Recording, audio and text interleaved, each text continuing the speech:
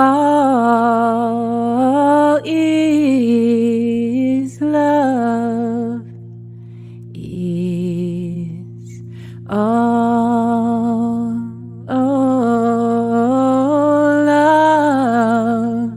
is all is love is all.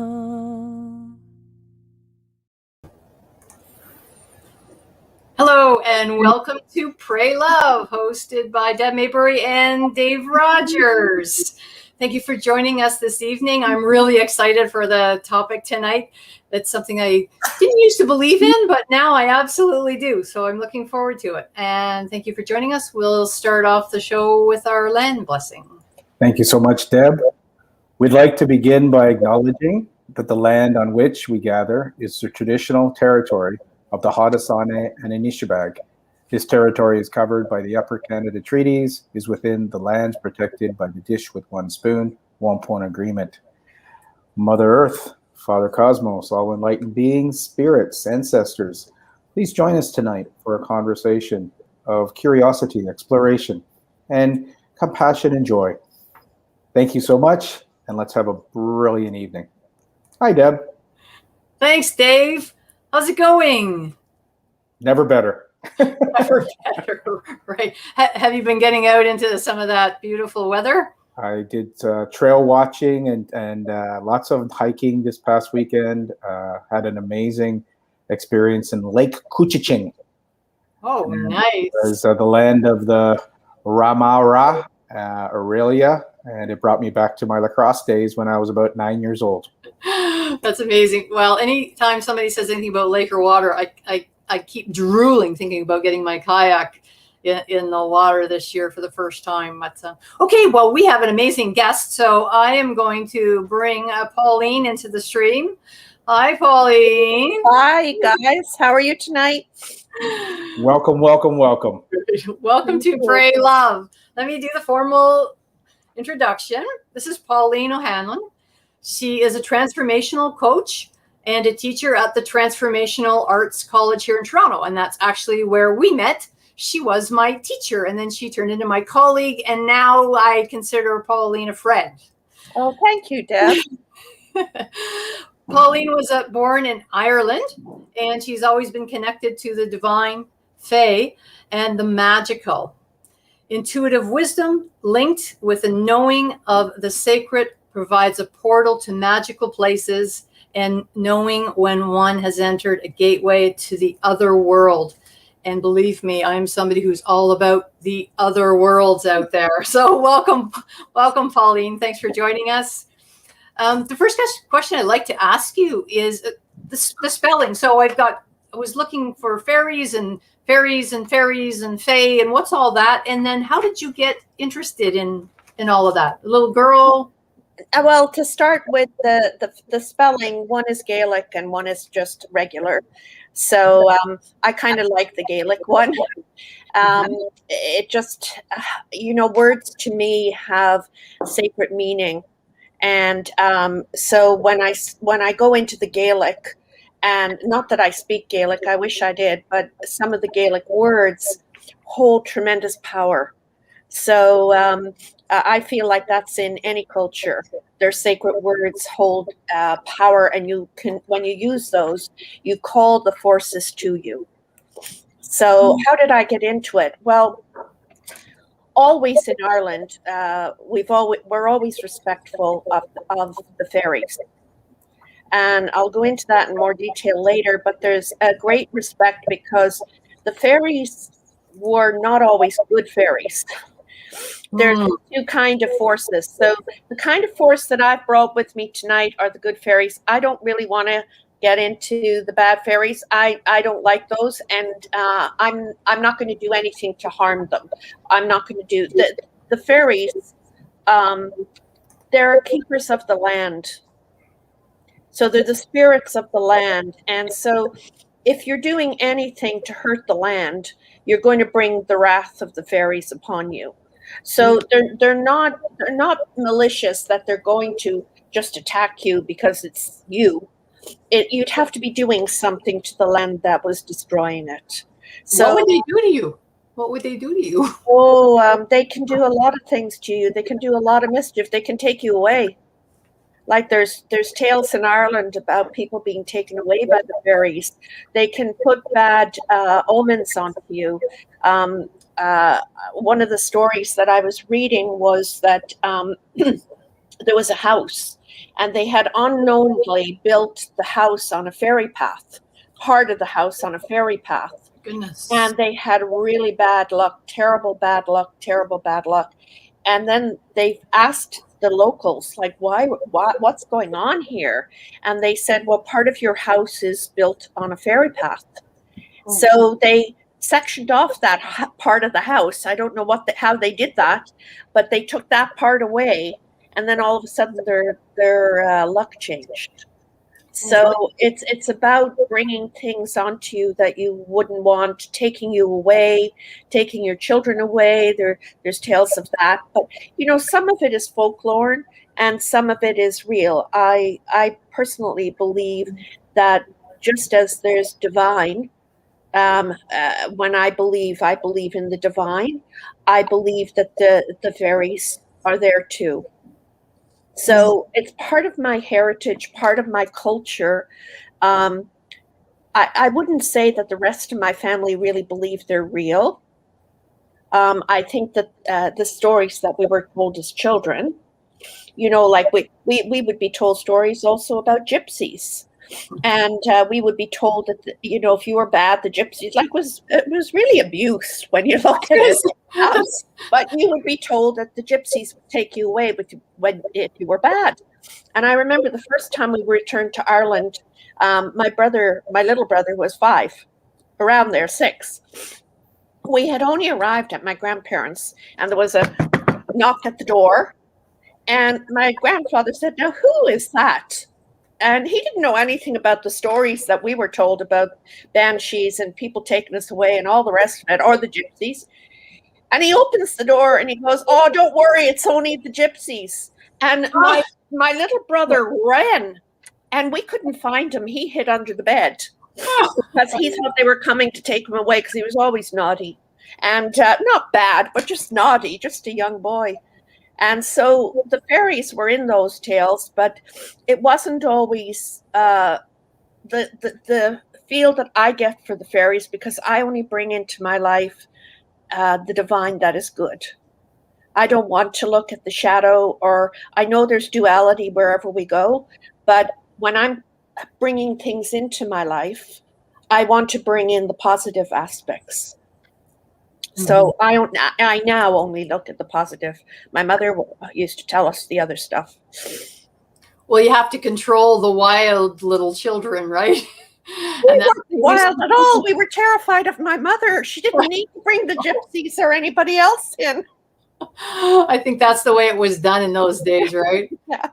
But I will say that I don't know if you can see this, but I have fairy cards. And I picked a card for all your listeners tonight, and the fairies are telling them to have positive expectations.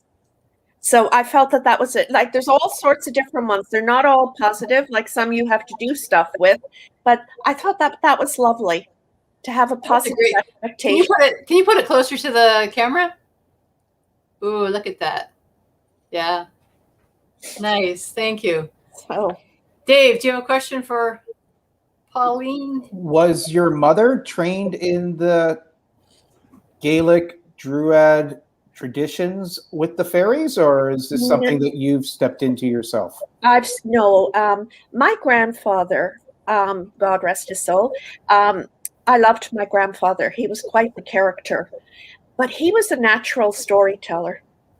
And he was the one that would tell us the stories, and in a good way. And so I always had a love of story. And then I stepped into all of this about 30 years ago, where my spirituality changed into something quite different. And it became more so when I went to Transformational Arts, because one of the founders and the director they knew that I was intuitive more than I knew it. So they had asked me to teach in a course that they used to offer there called Divine Connections. And it was through the Divine Connections that all of this came back to me. And the elementals and the fairies were part of that Divine Connections. And if somebody had told me, Dave, like maybe even 5 years before, I would have said they were crazy, because I wouldn't have got into this. I was very scientific and very factual, and it had to be before my eyes. And it's a complete change. Right, you were a teacher. What would your students have thought if you started talking? Well, my students, I had elementary students, so they would have loved it. Oh, yes. They would have loved it, but the board wouldn't have been very happy with it unless I was telling it like a story.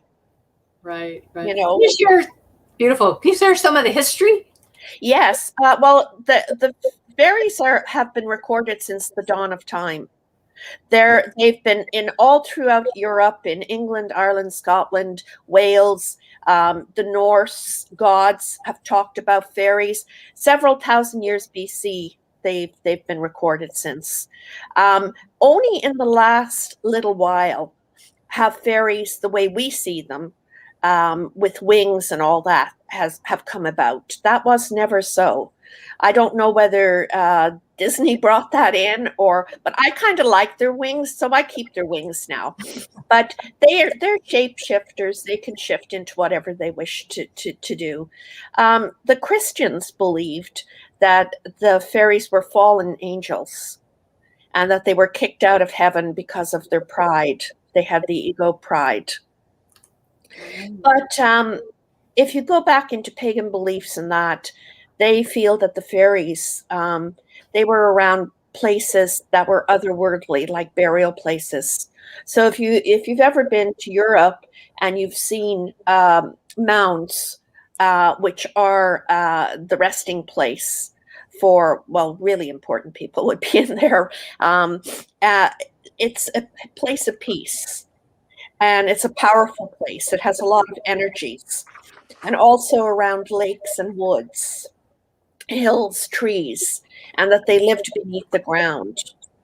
And there have also been in lots of poets have written, Yeats has written, for example, about fairies. Shakespeare, he actually did a play with fairies in it, and Chaucer. So from Greece and Rome have talked about fairies. Greece and Rome like to say that they brought the fairies over to Ireland and England, but that's not the truth at all. The local people had talks of fairies before they ever came about. So that's kind of the history of them that I know of. Go ahead, Dave. Ask a question here. I'm just doing something. Well, the next question is, where are the Fae? The fairies are part of the Fae. The Fae is anything of the other world. So any kind of skills as well. So like people that are psychic in Ireland, it would say they have the Fae, F-A-E. So it's of the other world, it means, and it's skills of the other world. So the Fae is spirits, the spirit world, I feel. And people have that because we all really have every gift. It's just that they haven't been tuned up in us because they've been muted down because they weren't honored. More practical gifts would be honored, more analytical gifts. So intuitive gifts and all of that. Like I know that my mother used to say to me, stop it. You know, I would say something that would come into my mind that would probably be very profound, but I'd be told that's nonsense. I was called Pollyanna as a child because they said my head was in the clouds. I don't think my head was in the clouds. I think it was connected to the other world. And so what happens as a child is that gets stamped out of us.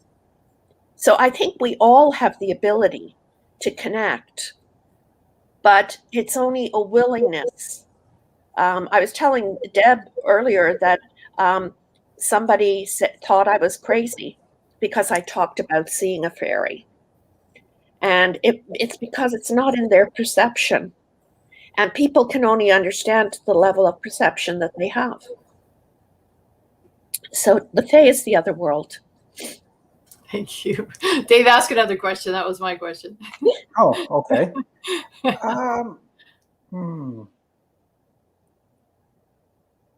What do you do daily to honor the fairies? Well, what I'm doing now, this is really funny because it's not really funny because I don't believe in coincidences. But I want to write a book, and the fairies are involved. And I have an illustrator. The illustrator's drawn the fairies. She's just waiting for me to write the book. And I've gone out and I've got the paper and I've got all this thing set up now. And I've started, but it's, you know, I don't always want to sit down and write. And then all of a sudden, Deb contacts me and says, you know, I'd like you to do a thing on the fairies. And I thought, oh, fairies, okay, I get you're pushing me to this. But I connect. I like my cards. I like my fairy card. I pick a fairy card every day.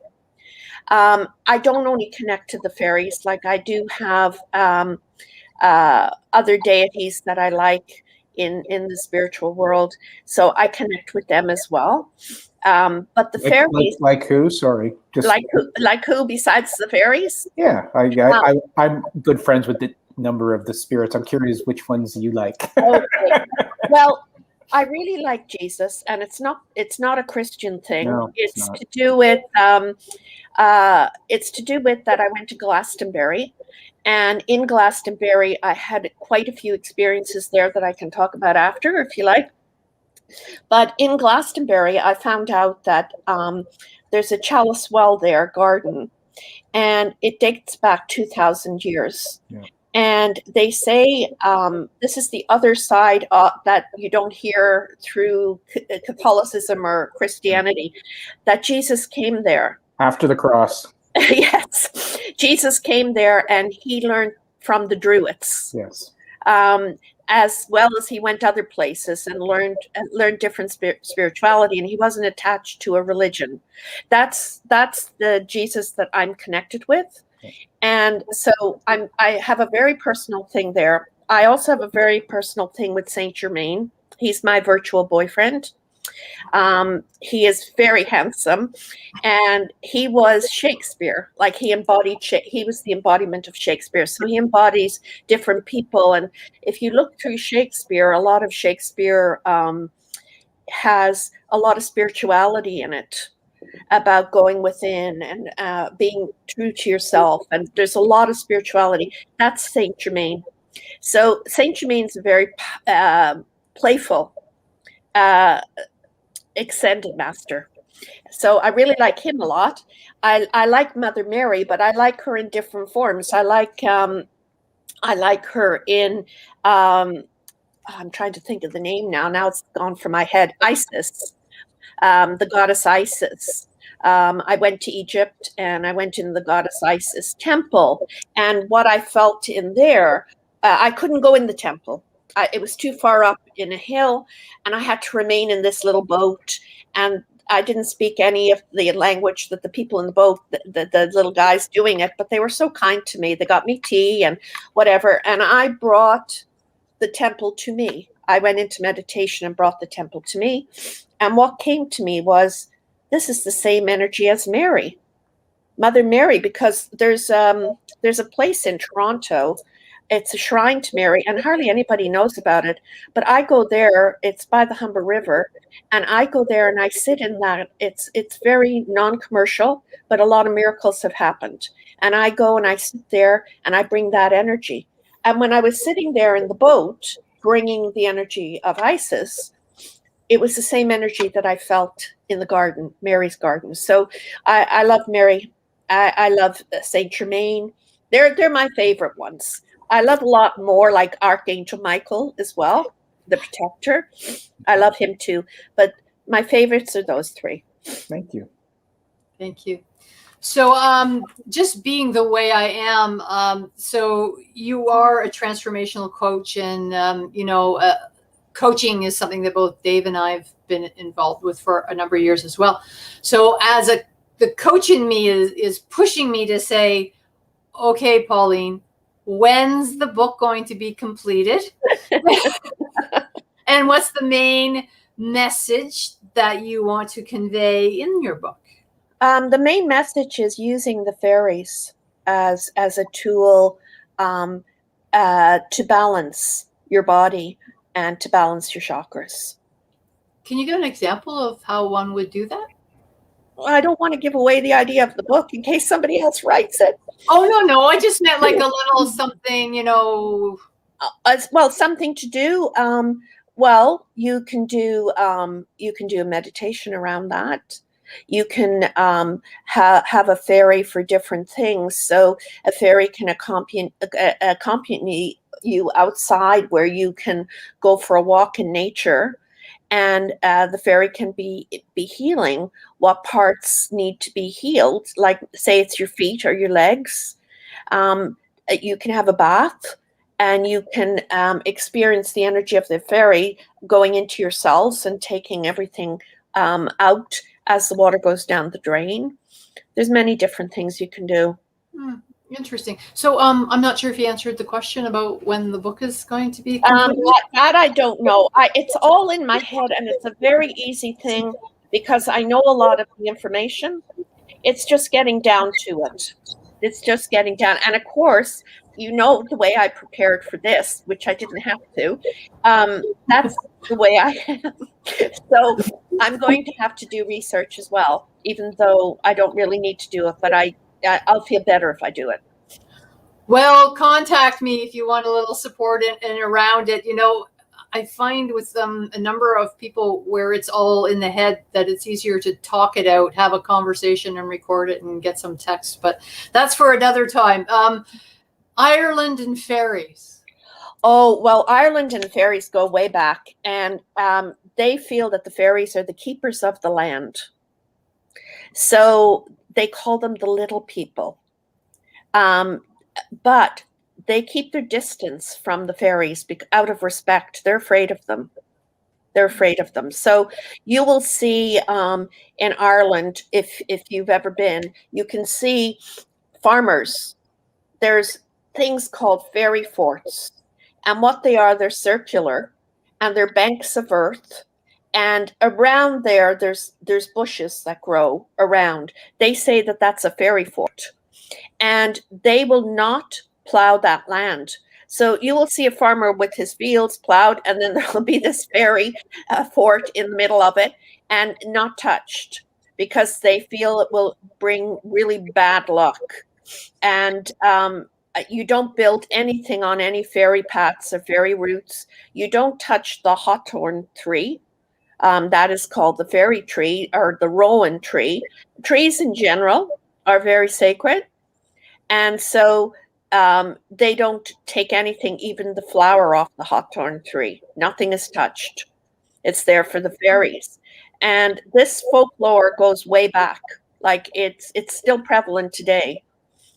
I have seen a few things where farmers have talked about their fields, and it's funny because, it's really been ingrained to them to have a sacredness of looking after sacred places and feeling they're sacred. And they believe that there's spots on the land that you can go to. And anybody that doesn't believe, I would ask them one question. Have you ever been to a place where you've been humbled, where you knew that you were in a special place? You were in, and I'm not talking about shopping in New York. I'm talking about you're in a sacred place, and you can feel the sacredness of the land, and it comes through you. And I don't think that there's anybody, if they've traveled, that hasn't found a spot like that. Would you agree? I think so. Dave, you can speak to that one. I think Dave finds it every morning at 6 a.m. when he's out and about. Yeah. I love what you're saying, and I guess what's beautiful is you're bringing the context of Ireland here, and I guess I'm energizing the idea of your experiences here. Like you found in Humber River, you found Mother Mary's cathedral and honoring. And so when you walk in a sacred forest and you walk in and hiking, and when Deb goes for a bike ride with Sage, there's an intuition, there's a guidance system, there's an openness, there's a beauty that our higher self dances with the fairies and leads us on these beautiful journeys of connection. And I really loved the respect, the humility, the truth, the honesty that comes from going and being in that space. And if one then can allow the words to come out, the honoring, the playfulness, because again, like you said, the fairies have a sense of humor. Yeah, they're very naughty. They're very naughty. And actually, naughty is one of my favorite words when I talk about spirituality, because it's a lightness with naughtiness, which is authentic. It's genuine. I'll give you another one that you'll love even more, will I? Sure. Tomfoolery. That's definitely. Oh my gosh. Tomfoolery. That's what happens when the fairies are around. Yeah. That's Saint Germain too. Tomfoolery. I haven't heard that for years. That must have been a grandma thing. I don't even remember my parents saying well, we came up with it in Divine Connections because the tomfoolery would happen anytime that we had the class on the fairies and the elementals. Everything would go nuts. The computer would go nuts just about because I'm Nice. terrified of the computer. And so the computer would go nuts. The lights would go nuts. Something wouldn't work. We wouldn't be able to find Saint Germain's golden cape. And all sorts of things would happen. And then we'd have to say, okay, stop the tomfoolery and let's get down to business. But it's that playfulness, Dave.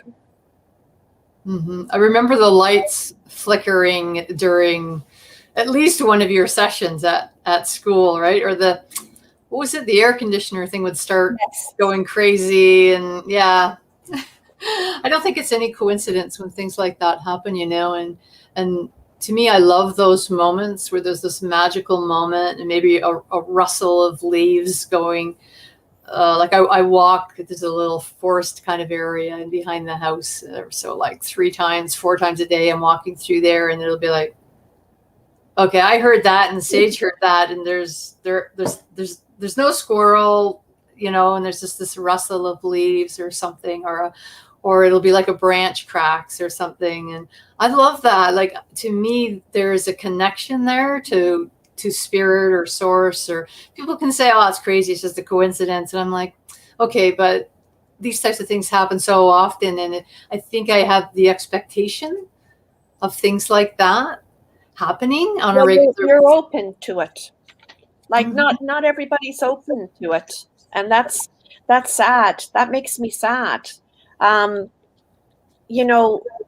say in all my classes that I teach, I'm not expecting you to go by everything I say, but I'm asking you to be open to what I'm saying, because maybe you'll allow something greater into your life.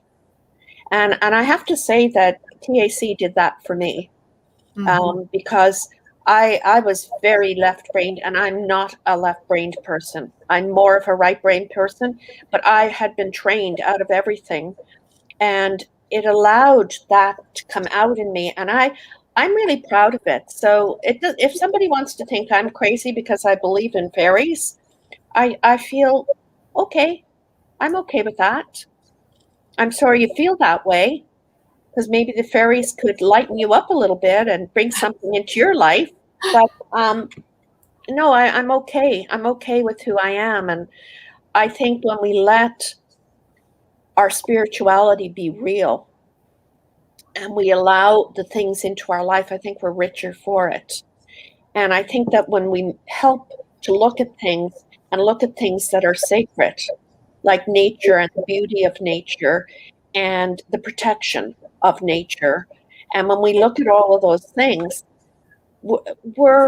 they bring us joy. And I think people through the pandemic have discovered just how much they needed to get outside and how much they needed. And that even sitting by the water or sitting in a park, like has enriched their lives. And it's not this hunger for more material things that is important. It's connection. Oh, I've gone on a little spree there. It's beautiful. That's kind of how I feel. Well, it's actually, I'd love you to share again when you're talking about that feeling, that connection feeling. What are one or two ways that people listening today can connect with fairies? Okay, well, it's easier if you're in a slower state. So if you're in a meditative state, you don't have to be in full meditation, but if you're in a slower state, so I would even say, like in walking to me is a meditation. So if you're going into parks and nature, if you go to any kind of sacred place, if you garden yourself, you can build fairy houses. You can build fairy houses out of rock, sticks, and mud. I was at one person's house, and they had developed a fairy garden. They had a very small backyard, but the garden was magical.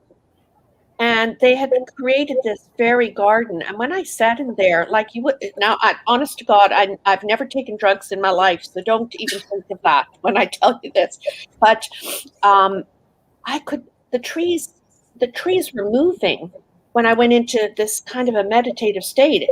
And we were laughing about it. We were saying, I think this is what happens when you take those drugs, that, the trees can move and everything. But the garden was set up in such a way that it was beautiful. It had shiny things in it. They love shiny. They love glitter. It had glitter. It had wind little tunnels. You get a lot of these things at the dollar store. It had fairy lights now we call fairy lights Christmas lights. In Canada, they're Christmas lights, but in Ireland, they're fairy lights. They're called fairy lights. So like white little fairy lights. Any kind of animal. Oh, bells, yes. They love bells. Okay, good. So do we. So we have our timeout. We have timeout. Oh, I thought he was telling me that they liked bells. I did. You did. Okay. Yet it also has another meaning here also. For Pray Love, we love to have the 33-minute, as in sacred numbers, as a special question that Deb will pose, because we love to bring in the magical 33-minute moment. Okay. So go ahead, Deb. Yeah, so it just says there, just to share a fairy, whichever way you want to spell it, experience. Okay. I talked earlier that I went to Glastonbury, and I had a magical experience there. I went to the Chalice Well, and I danced in the White Spring and the Red Spring, and it was very, very magical. I won't go into the whole experience, but when I came back from Glastonbury, I woke up one night, and there was a fairy sitting on my dresser. I was awake, and it was a very beautiful fairy. It was a fairy dressed in all in green, and it had wings, and it wasn't a small little fairy. Like, they can be any size. So I would say it was about the size of a 2-year-old. And I felt connected. The fairy didn't say anything to me, but I felt like I see other things from the other world too, like other things present to me too. So I wasn't surprised with the fairy, but I believe I brought that fairy back from Glastonbury with me.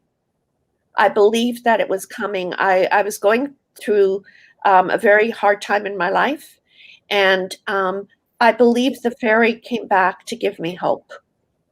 And the green I associated with my Irishness, and she was very beautiful. And I think it was just a very calming presence. It didn't say anything. It just sat, and it was very, very beautiful. of course, I had asked the divine before, don't be showing me old ladies that in their nightgown with gray hair. I don't like that. They scare me. So if you're going to show me anything, I want beautiful things. So maybe they listen to that part too. But I really do feel that the fairy came back to give me hope. Because I was looking back to a lot. That's beautiful. Thanks for sharing that. Dave, have you seen fairies?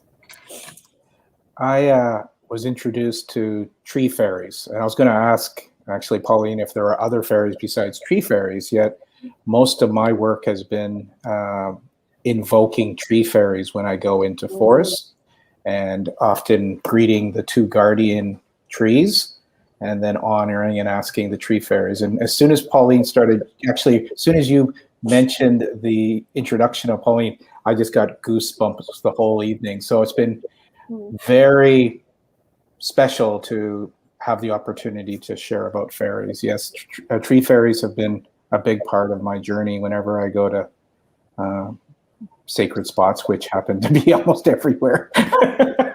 Exactly. That was my point. Did they talk to you, Dave? I'm very kinesthetic, so it's so am I. And that's the term I'd share if it was a second. It's just for our listeners. There's the different clairs. So this is the clairvoyant, the clairaudient, the clairsentient, and we all have them, as Pauline said. And so I tend to very, very, very rely on my clairsentient, so the feeling. Yet lately, I've been experimenting much more with the clairvoyant and the clairaudient. And so life this year particularly has been incredibly illuminating, because I am seeing a lot more, and I'm hearing a lot more, and I'm laughing a lot more because they're very playful. Yes. And so when I was in the forest this weekend in Aurelia, and it was just so beautiful because we did go to a number of sacred sites, and the miracles that unfolded, truly miracles happened. And it was the playfulness of the tree fairies, particularly, and we went to a number of cemeteries because that's where I like the space around cemeteries. And we did run into a sacred ceremonial site for the Native Canadians, the First Nations, and that was a wish that a friend of mine had, that I would go and connect to that energy, and it was truly amazing. I actually wrote a little book about it on the weekend. Wow. So, That's Deb, very over cool. to you with your fairies. There's a book.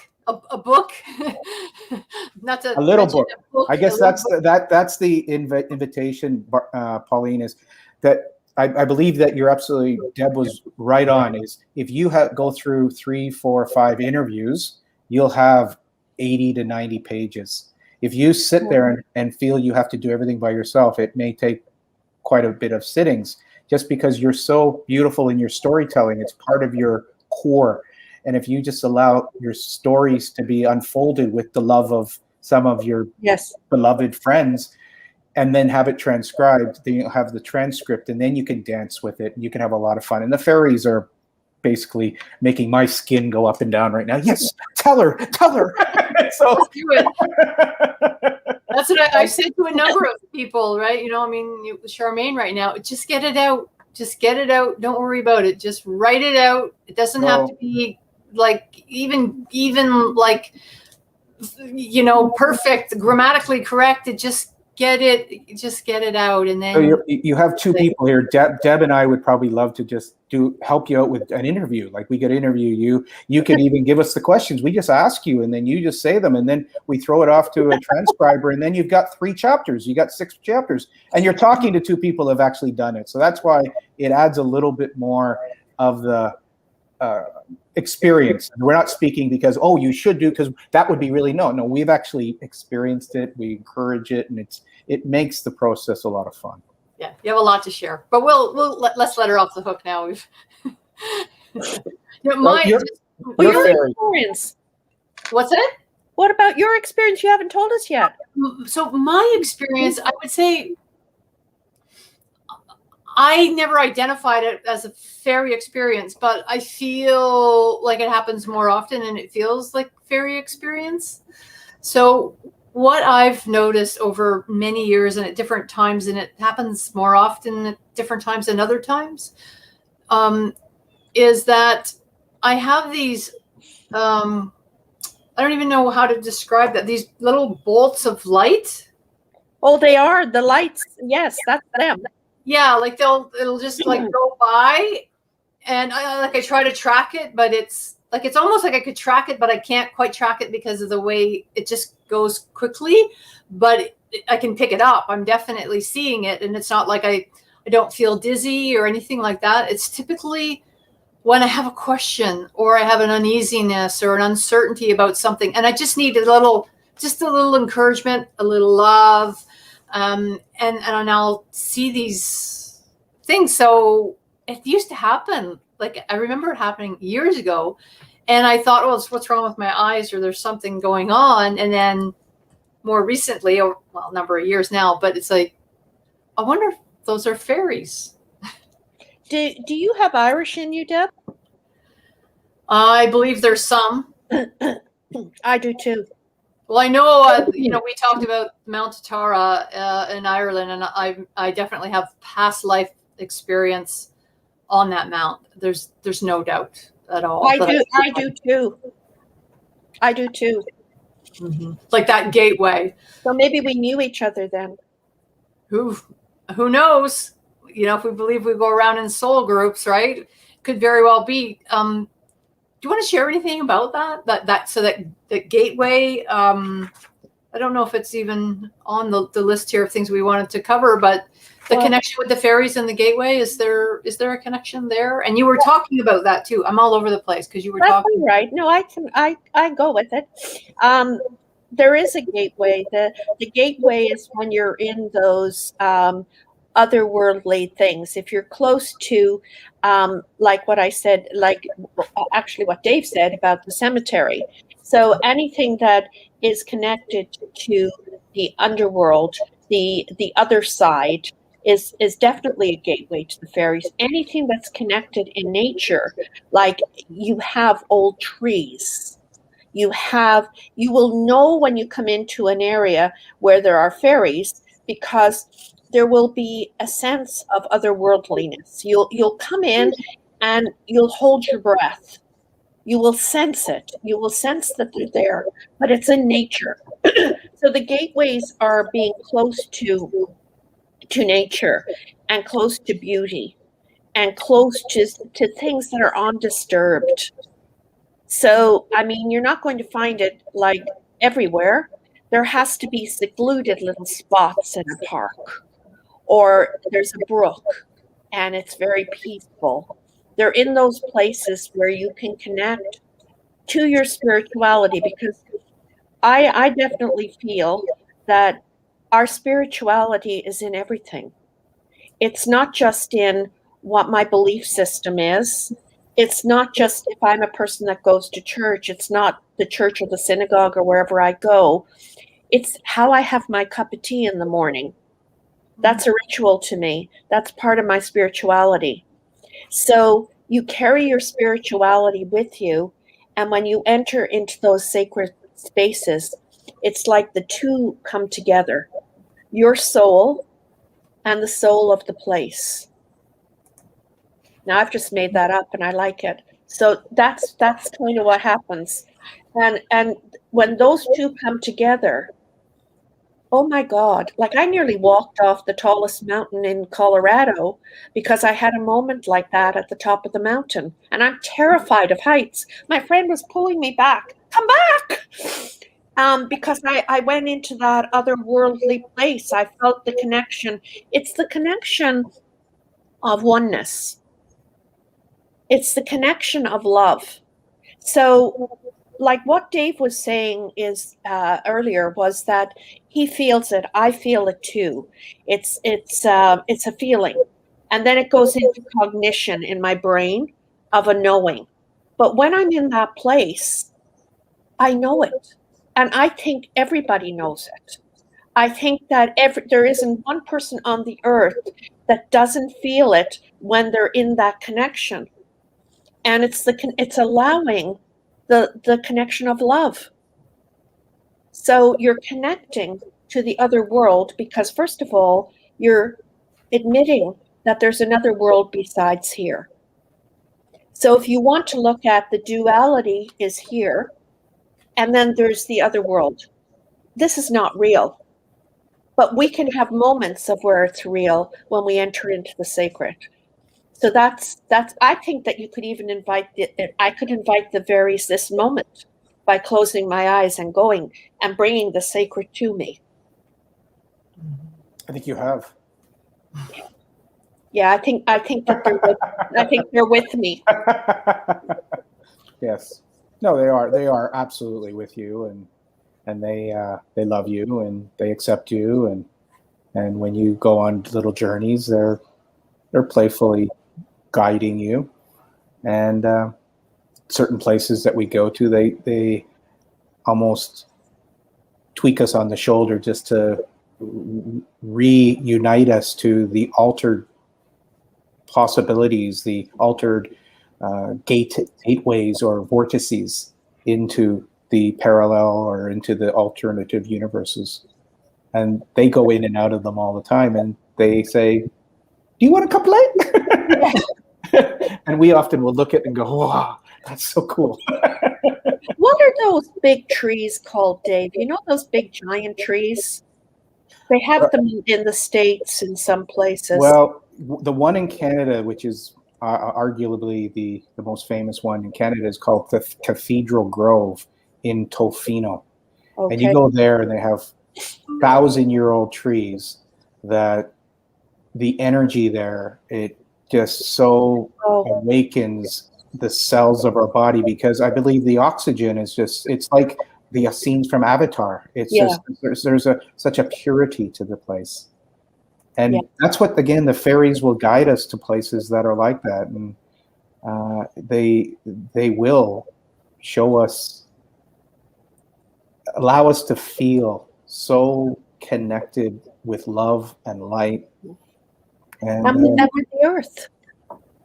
That we are one with the earth, beautiful earth that might be. I love your idea of the trees that are in the different levels of decomposition, and that oxygenated air comes in and it almost blends us into the carpets that are in the trails that are in the sacred forest. It's beautiful, like it really is. And there's so many places. It's not just Ireland I love, of course, because I love Ireland, but when you enter into other places, there's different elements of the spirits, and I like that too. Like in Egypt, the goddesses, it was unbelievable, the energy. Any of that energy, the fairies is one way to connect, but there's so many ways to connect, so that if you don't connect with fairies, if that's not something that you like, there's so many other things that you can connect to. You know what's really cool? If we look at you where you're sitting right now, take a look, Deb. Put your glasses on. You've actually got two wings coming out of your shoulders right now. Oh, do I? Ceiling. It's absolutely beautiful. When you get to watch this again, it's just so priceless. Is that light? But it's the angle of the room, and depending on how you're tilting, it's like you've got this. Oh wow! These feathers or wings in behind you, which is pretty amazing. Pauline, on your sheet of some of the things we're going to speak about tonight, you wrote down offerings. What did you mean by that? Well, you never say thank you to a fairy. They don't like that, because they think it's definitive. There's an ending. So they'd rather you say things like, I appreciate what you did. The wording is very important to them. So what they like is they like you to leave offerings. And but again, the offerings have to be in conjunction with what's good for the earth. Like chocolate is a no-no. So some people feel chocolate because chocolate is not good for animals. It's good for us, but we're not fairies. Now in Ireland, there are food things that they like. They like we call them cupcakes, but in Ireland they're called fairy cakes, and they actually have a special kind of cupcake that's a fairy cake, and you can Google that fairy cake. They are the most delicious little cakes you'll ever make. They're so light, they feel like you're eating no calories, and they like cookies. They like sweet things, but in traditionally they liked milk, oats, honey, and bread because that's what people had in their homes, like on the farm and that. So they liked that. They like apples. They like mead. I like mead too. It's a kind of old-fashioned wine, and to put it in a dainty like a teacup or something fancy, they'd like. You could put them in thimbles. If you, I don't have a thimble, but somebody might if they so. They like herbal tea. They like crystals. So sometimes you might find your crystals missing. Like I've talked to many people who their crystals go missing. It's the fairies taking them. Now, when they take something, they always bring it back or they move it. But honest to God, they like and they love shiny coins, but it has to be clean and shiny. Anything shiny, anything glass. They like scent. The more natural, the better. I like roses, so I like rose scents for them. They love when you plant flowers or put seeds down. They love when you pick up litter, when you're beautifying, when you're cleaning the environment. So anything like that would be an offering to them. But shiny things. I'm going to get this. Can I get up for a minute? Sure. I wonder if they're responsible for stealing people's keys, hiding the keys. I don't know if they do that. I can't get it. But I have a beautiful little thing that I got in Glastonbury that's a crystal and it hangs. I hang it off my light. It doesn't want to come off. It's probably them not allowing me to take it off at this time. They like it there. But like anything that's shiny. And if you put that outside in your garden, and if you don't have a garden, like I don't have a garden anymore, I have a balcony. You can do something on your balcony, or you can do a little altar in your house, within your own house. You can do a little altar to the fairies. I like to do a little altar, but I like to alter it up. Like I change whether it might be the fairies one time, it might be something else another time, it might be the ancestral another time. It shifts. I'm kind of a shapeshifter like the fairies. Is there something that is too much to ask fairies, or like again, I'm playing with this concept of respect yet also appropriate requests. I would never make a request of a fairy, right.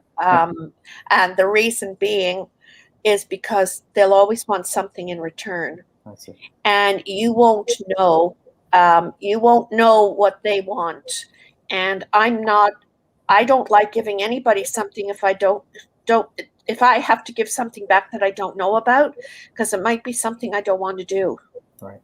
So you're better not requesting anything of them. And if they bestow something on you, then that's very nice. So that's quite different than the way that you would have an interaction with Saint Mike, yes. Archangel Michael or Archangel Raphael, where requests are quite common. With the fairies, it's much more of a honoring, acknowledging. Yes. Thank you. And it's more so that they do, like, I don't think Archangel Michael or my Saint Germain, I don't think that, I know that they don't, you're praying to them. I call it pray intention. And they're listening to you.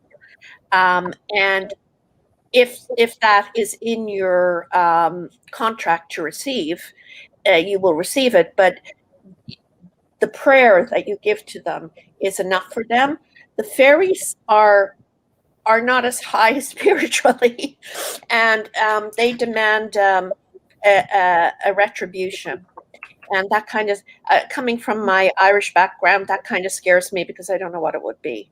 So I never ask, I do, and I welcome them in with their playfulness because I need playfulness in my life.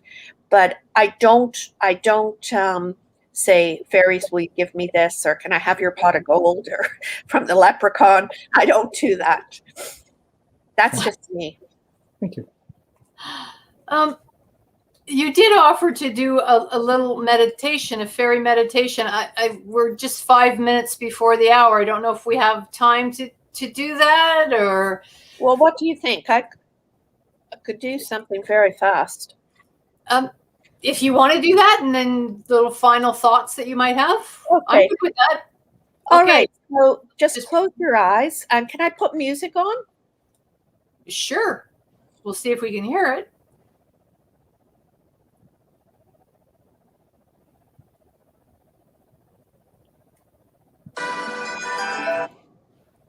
Oh dear. Could hear that. Yeah, and then it went. Right, so we're just waiting for Pauline to fire up her music. So come with me to a magical place, a magical land lost in time. Relax and breathe. You are standing on the edge of a forest, and you enter into this magical forest. You're seeing the birds, you're hearing them. The wind is blowing, and you feel magic in the air. The hawthorn trees are glowing and are laden with flowers.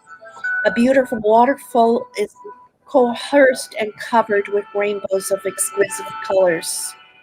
There is an unearthly feel as you walk through. You see moss and ancient boulders, and they mark your journey. The air becomes alive with lights. They are self-illuminated. You approach the light, and magical glittering dust marks your passage. The colors of the lights are calling you. White, green, amber, blue, violet, and sorry. The lights are calling you. All the colors are there. Pick your color. That is the fairy that you are transferring the energy from. Feel this energy come to you now, and let it enter every cell of your body. Call it to you where you need it the most, and sit with this after the meditation and after the show. We are complete. Thank you. Sorry about that.